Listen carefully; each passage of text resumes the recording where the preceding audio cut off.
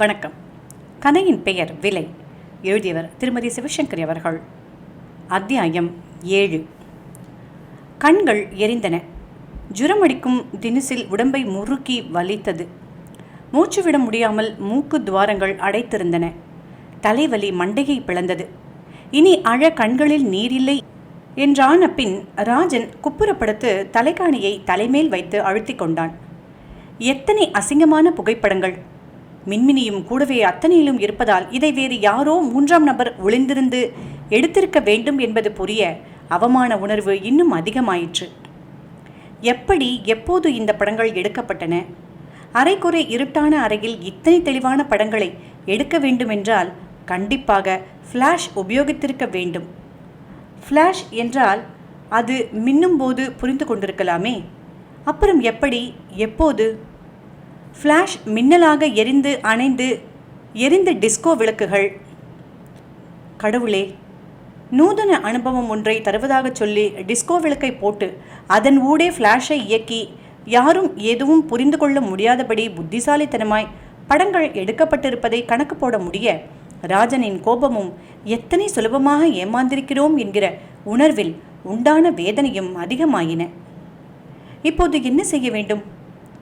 தபாலை பார்த்துவிட்டு எனக்கு ஃபோன் செய், உன் ஃபோனுக்காக காத்திருப்பேன் என்று மின்மினி கூறியது ஞாபகத்துக்கு வந்தது. நான் ஏன் அவளோடு தொடர்பு கொள்ள வேண்டும்? பேசாமல் இருந்துவிட்டால்? இல்லை, அப்படி இருப்பதன் மூலம் மின்மினிக்கு கோபம் வரலாம். வந்து கண்ணா பின்னாவென்று நடந்து கொண்டால் நாளைக்கு தொந்தரவு, வலி, கஷ்டம் எல்லாம் எனக்குத்தான். அவள் அத்தனையும் துடைத்து போட்டவள். சூடு, சொரணை, மான அவமானம் என்கிற எந்த உணர்வும் இல்லாத நாய், சொறி நாய். அவளை... ராஜன் ஆத்திரத்துடன் தலைகாணியை தூர எறிந்துவிட்டு எழுந்து உட்கார்ந்தான். கை கடிகாரத்தை பார்த்தான். அது 2:30 என்றது. இப்போது மருந்து கடையில் கூட்டம் குறைவாக இருக்கும். தலைவலி மாத்திரை ஒன்றை வாங்குவது போல போய் அப்படியே அந்த ராட்சசியிடமும் பேசி தொலைப்பதை தவிர வேறு வழியே இல்லை என்பது புரிய கிளம்பினான். தலைவலி மாத்திரையை வாங்கி கடைக்காரனிடமே ஒரு டம்ளர் தண்ணீர் கேட்டு போட்டுக்கொண்ட ராஜன் மின்மினியின் நம்பரை சுழற்றினான். ஹலோ. அவள்தான், அந்த வெட்கம் கெட்டவள்தான். ராஜன் பேசுகிறேன். ஓ, என்ன படங்களை பார்த்தீங்களா? சும்மா சொல்லக்கூடாது. புகைப்படக்காரர் கில்லாடிதான். அருமையான ஆங்கிள்ஸில் எடுத்திருக்காரு இல்லை? அவள் சிரிக்க ராஜனுக்கு குமட்டியது. இவளெல்லாம் ஒரு பெண் தானா? சரியான பச்சை. தூ. என்ன ராஜன், நான் கேட்குறேன், பதிலே காணுமே. எதுக்கு என்ன ஃபோன் பேச சொன்னேன்? எதுக்கா? கொஞ்ச நாள் கொஞ்சி பேசத்தான். பேசலாமா? மின்மினி சடக்கென்று குரலை கடுமையாக்கி கொண்டாள். மூளை இல்லாமல் நடந்துக்கிட்ட மாதிரியே அடிமுட்டாள்தனமாக பேசுகிற இடியட். எதுக்கு ஃபோன் பண்ண சொல்லுவாங்க? நான் கேட்குறத தந்துட்டு உன் தலையை காப்பாற்றிக்க போறியா இல்லை சந்தி சிரிக்க போறியான்னு கேட்கத்தான். இது கூடவா புரியல? ஒரே ஒரு தரம் தான் சொல்லுவேன், கவனமாக கேட்டுக்க. 2 நாள் டைம் தரேன். ஒரே ரேட், பேரங்கீரம் கிடையாது. 25,000 ரூபாய் கொண்டு வந்து வெள்ளிக்கிழமை என்கிட்ட கொடுத்தியானா நெகட்டிவ்களை தந்துடுவேன். வெள்ளிக்கிழமை முடிய உனக்கு டைம் தரேன். அதுக்குள்ள பணத்தோடு நீ வரலைனா படங்களை 4 செட் காப்பி எடுத்து ஒன்று உன் ஆஃபீஸுக்கு, இன்னொன்று உன் ஜவ்வரிசி ஃபேக்ட்ரி மாமனாருக்கு, அடுத்தது உன் மாடி வீட்டுக்காரருக்கு, கடைசி செட்டை இதே மாதிரி வம்புக்காக அலையிற பத்திரிகைக்கு, கூடவே 1000 போஸ்டர் அடித்து உன் தெரு, ஆஃபீஸ் எல்லா இடத்துலையும் ராவோட ராவா ஒட்டிடுவோம். ஆக திங்கட்கிழமை விடிகிறப்போ நீ ரொம்ப பிரபலமாகி இருப்ப. என்ன மனசில் வாங்கிக்கிட்டியா? அன்றைக்கி உன் கூட பேசினப்போ மட்டும் இல்லை, நேற்று உன் ஆஃபீஸ்லேயும் விசாரிச்சிட்டோம். 25,000 ரூபாய் உன்னால் ஈஸியாக புரட்ட முடியும். இல்லை முரண்டு பண்ணி ஊர் புறா உன் கதை சிரிப்பாக சிரிக்கணும்னா, உன் மனைவி உன் மேலே விவாகரத்து கேஸ் போடணும்னா, எல்லோரும் காரி துப்பணும்னா மோ இஷ்டம். நடுவில் என்னோட பேச வீணா முயற்சி பண்ணிடாத. வெள்ளிக்கிழமை ராத்திரி 8லேருந்து 8:30 பணத்தோட வா. ரொம்ப புத்திசாலின்னு நினச்சி போலீஸ் கிலீஸ்னு போனேன்னா கூட எனக்கு கவலை இல்லை. நான் பழந்தின்னு கொட்டை போட்டவன். இந்த மிரட்டலுக்கெல்லாம் பயப்பட மாட்டேன். தவிர எங்கள் ஆளுங்க எல்லா பெரிய இடத்துலையும் இருக்காங்க. என்னை யாரும் அசைக்க முடியாது. நான் சொல்கிறது சொல்லிட்டேன், அப்புறம் ஓ இஷ்டம். பேசி முடித்தவள் இவன் பதிலுக்காக காத்திராமல் தொடர்பை துண்டிக்க ரிசீவரை வைத்துவிட்டு திரும்பியவனை பார்த்த கடைக்காரர் திடுக்கிட்டார். என்ன சார், ஏன் இப்படி முகமெல்லாம் வேர்த்து வெளுத்து போயிருக்கு? என்ன விஷயம் சார்? ராஜன் எச்சிலை கூட்டி விழுங்கி கொண்டான். ஒன்றுமில்லைங்க, காலையிலிருந்து 5-6 தடவை லூஸ் மோஷன் போயிட்டுது. அதான் உடம்பு என்னவோ பண்ணுது. ஃபோனில் யாரும் எதுவும் சொல்லிடலை. ஆஃபீஸ் சமாச்சாரம்தான். சமாளித்துவிட்டு வயிற்றுப்போக்கை நிறுத்த வேண்டி அவர் கட்டாயப்படுத்தி தந்த 2 மாத்திரைகளை அங்கேயே விழுங்கிவிட்டு வீட்டுக்கு வந்தான். கடையில் தெருவில் காட்டிக்கொள்ள முடியாத பயம் வீட்டை அடைந்ததும் கொப்பளித்து கொண்டு வெளிப்பட்டது. பிளாக்மெயில் கதையில் படித்து சினிமாவில் மட்டுமே பார்த்திருப்பது இப்போது எனக்கு நடக்கிறதா? 25,000 ரூபாய், அதுவும் வெள்ளிக்கிழமை முடிவதற்குள் கொடுக்க வேண்டும். இன்று செவ்வாய், புதன், வியாழன், 2 நாட்கள். அதற்குள் பணத்தை புரட்டி கொடுத்தாக வேண்டும். 25,000. அம்மாடி, அத்தனாம் பெரிய தொகைக்கு நான் எங்கே போவேன்? என்னை யார் என்று நினைத்து கொண்டு இந்த மின்மினி இத்தனை பணம் கேட்கிறாள்? நாற்காலியில் தலையை கைகளால் தாங்கிக் கொண்டு உட்கார்ந்த போது தெளிவாக சிந்திக்க முடியாதபடி மனசு பதைப்பதைப்பாய் பதைத்தது, குழம்பியது. முதலில் அர்த்தமில்லாமல் கோபம் சீறியது. என்னவென்று நினைத்து கொண்டிருக்கிறாள் இவள்? இந்த மிரட்டலுக்கு பணிந்து விடுவேன் என்றா? சரிதாம் போடி என்று கையை தட்டிக்கொண்டு அலட்சியமாய் இந்த சம்பவத்தை ஊதித்தள்ளும் மனம் எனக்கு இருக்கிறது என்பதை காட்டும் விதத்தில் பேசாமல் எந்த நடவடிக்கையிலும் ஈடுபடாமல் இருந்துவிட்டால் என்ன செய்வாள்? 4 தரம் விடாமல் ஃபோன் செய்து பார்த்து அலுத்து சலித்து, ச்சே, தப்பு கணக்கு போட்டுவிட்டோம், இவனோடு மன்றாடி நேரத்தை வீணடிப்பது வேண்டாம் என்று தானாக ஒதுங்கி கொண்டு விட மாட்டாளா? யார்? மின்மினியா? அவள் பேசும் சிரிக்கும் முறையை பார்த்தால் அப்படி எளிதில் ஒதுங்கிவிடும் ரகமாய் தோன்றவில்லையே. வெள்ளிக்கிழமை முடிய உனக்கு டைம் தரேன். அதுக்குள்ளே நீ பணத்தோடு வரலனா 4 செட்டு எடுத்து ஒன்று உன் ஆஃபீஸுக்கு, இன்னொன்று உன் ஜவ்வரிசி ஃபேக்டரி மாமனாருக்கு. சற்று முன் துளி உணர்ச்சி இல்லாமல் அவள் பேசியதை மறுபடியும் முழுசாய் நினைத்து பார்த்தபோது இது நாழிகை. ஏதோ ஒரு அசட்டு துணிச்சலுடன் தோன்றியிருந்த கோபம் மறைந்து பயத்தில் உடம்பு வெலவெலத்தது. ராஜன் கண்களை மூடிக்கொண்டான். ஆஃபீஸுக்கு போக தயாராகி வீட்டை பூட்டி ஸ்கூட்டரை தள்ளிக்கொண்டு தெருவில் இறங்குகிறான். 2 பேராய் 4 பேராய் தெரு ஜனங்கள் நின்று இவன் வீட்டை காட்டி அருவருத்து முகம் சுளிப்பது புரிய என்ன விஷயம் என்கிற கேள்வியுடன் கண்களை அலையவிட்டால், ஐயோ, நேர் எதிர் சுவரில் இவனும் மின்மினியும் அலங்கோலமாய் காட்சி தரும் போஸ்டர். இடது பக்கம் இருந்த குப்பை தொட்டி மேல் இன்னொன்று, அடுத்த வீட்டு காம்பவுண்ட் சுவரில் வேறொன்று. இந்த மாதிரி வெறி பிடிச்ச மனுஷங்களை தயவு தாட்சியம் பார்க்காம சுட்டு தள்ளணும். அப்பதான் நாட்டுக்கு விமோச்சனம். கண்ணியமானவங்க வாழற தெரு இது. முதல்ல வீட்டை காலி பண்ண வச்சு கழுத்தை பிடிச்சி வெளியில் தள்ளணும். மனுஷனாயா இவனெல்லாம்? பன்னி நாய் கூட தேவலாம் போல இருக்கு. இவன் செய்த அக்கிரமத்துக்கு இவனுக்கு வெள்ளை பேண்ட்டு, ஷர்ட்டு, ஸ்கூட்டர் சவாரி வேற. அடிச்சு நொறுக்குங்கய்யா. கோபத்துடன் கத்தி ஒருவர் கல்லை எடுத்து வீச தொடர்ந்து சரமாரியாய் நெற்றியை, மண்டையை, ஸ்கூட்டரை கற்கள் தாக்க அலறி பிடித்து கொண்டு தப்பித்தேன் பிழைத்தேன் என்று வண்டியை வேகமாக ஓட்டிக்கொண்டு அலுவலகத்துக்கு வந்தால் வாசலிலேயே மேனேஜரில் துவங்கி பியூன் முகமது வரை அத்தனை பேரும் அணிவகுப்பாய் நிற்கிறார்கள். நாங்களெல்லாம் கௌரவமாக பிழைக்க விரும்புகிறவங்க. உன்னால் இந்த ஆஃபீஸே அழிஞ்சு போய்டுறதுக்கு முன்னால் வந்த வழியே போயிடு. உன்னை வேலையிலிருந்து டிஸ்மிஸ் செய்ய சொல்லி உத்தரவு வந்தாச்சு.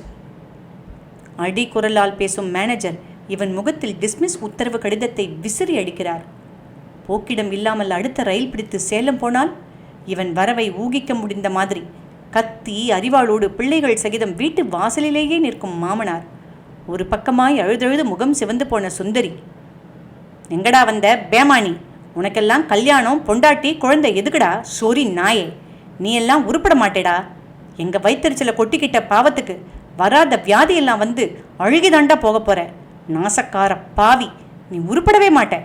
உன்னை மாதிரி சண்டாளன் உயிரோடு இருக்கிறதால் தான் அவனவன் குடிக்க கூட தண்ணி கிடைக்காம கஷ்டப்படுறான். போயிடு, செத்து ஒழிஞ்சு போயிடு. உன்னை வெட்டி புதைச்சாதான் எங்கள் மனசாரும். என் மக வாழ்க்கை வீணா போனாலும் பரவாயில்ல, நீ உசுரோடு இருக்கக்கூடாது.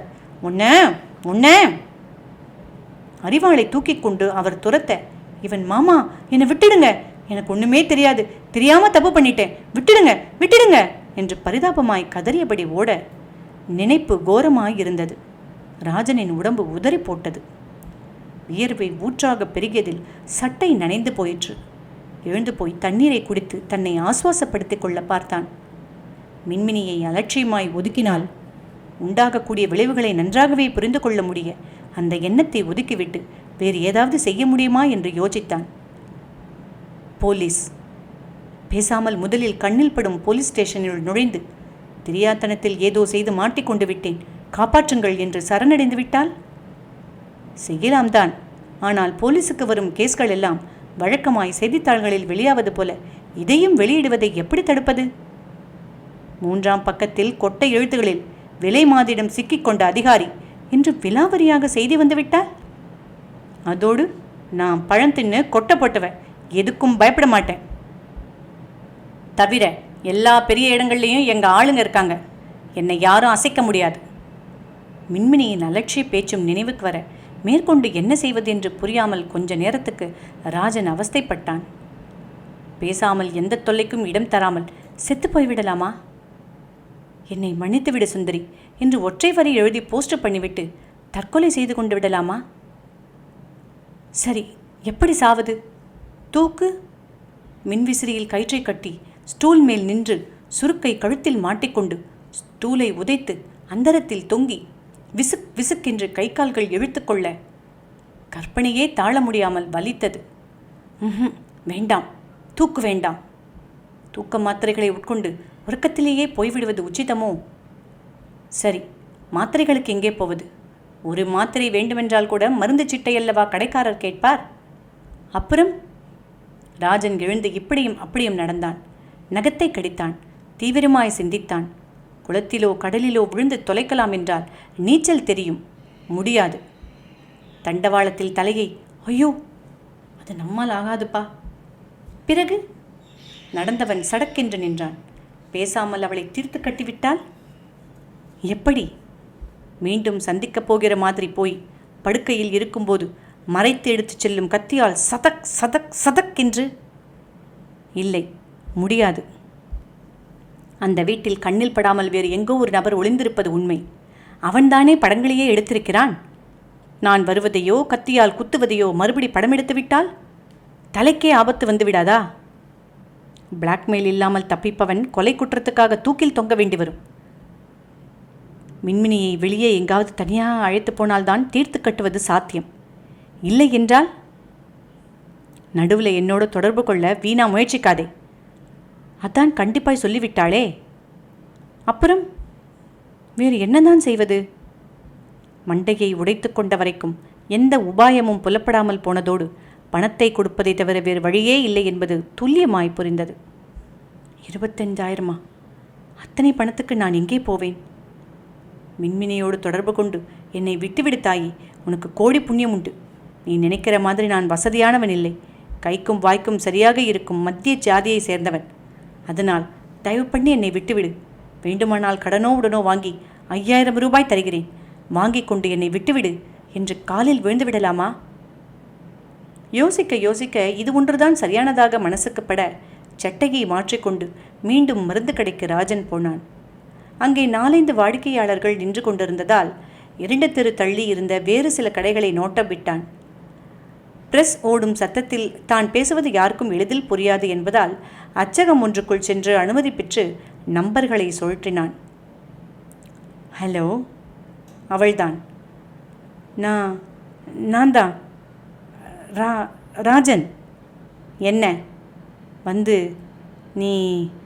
நீங்கள் கேட்குற அளவுக்கு கொடுக்க எனக்கு சக்தி இல்லை. அதனால் அவன் முடிக்கும் முன் மின்மினி எரிந்து விழுந்தாள். இங்கே வர்றதுக்கு முன்னால் அந்த புத்தி இருந்திருக்கணும். இப்போ பேசி பிரயோஜனம் ஒன்றுமில்லை. இனியொரு தரம் இப்படி ஃபோன் செஞ்சா ரேட்டை 30,000 ஆக்கிடுவேன். புரியுதா? புரிந்தது, நன்றாகவே புரிந்தது. மெதுவாகவே வெளியே வந்தான். மனசு இருந்த நிலையில் வீட்டுக்கு போக பிடிக்காததால் ஸ்கூட்டரை கடற்கரையை நோக்கி ஓட்டினான். கூட்டம் அதிகமில்லாத இடத்தை தேர்ந்தெடுத்து வண்டியை நிறுத்தினான்.